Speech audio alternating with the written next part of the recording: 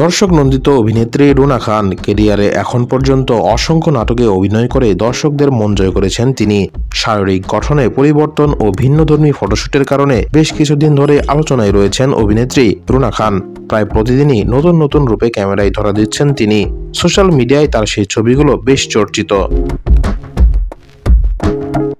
এদিকে কিছুদিন আগে অভিনেতা সম্রাটের সঙ্গে একটি ক্লিপ বেশ ভাইরাল হয়, যা নিয়ে আলোচনা সমালোচনাও হয় অনেক। সোশ্যাল মিডিয়ার এ ধরনের নেগেটিভিটি সম্পর্কে এবার কথা বললেন অভিনেত্রী। সম্প্রতি একটি অনুষ্ঠানে এ বিষয়ে খোলামেলা কথা বলেন রুনা খান। তিনি বলেন, কারো ব্যক্তিগত অসৎ উদ্দেশ্যে ভাইরাল হলে সেটার দায়ভার তারকাদের নয়।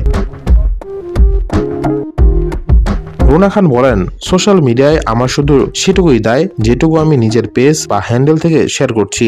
ফেসবুক বা ইনস্টাগ্রাম থেকে আমি যে ছবি, খবর, কাজ মানে আমার অভিনয় বা মডেলিং সংক্রান্ত যা কিছু শেয়ার করছি সেটুকুর দায় শুধু আমার।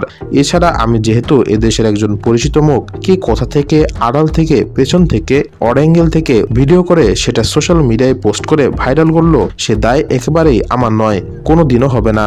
এখন তো যার হাতে ফোন সেই সাংবাদিক, কোনো নীতিমালা নেই, কি করা যাবে কি করা যাবে না সে সমস্ত নেই। এজন্য একটু তো মুশকিলের জায়গায় আছি আমরা।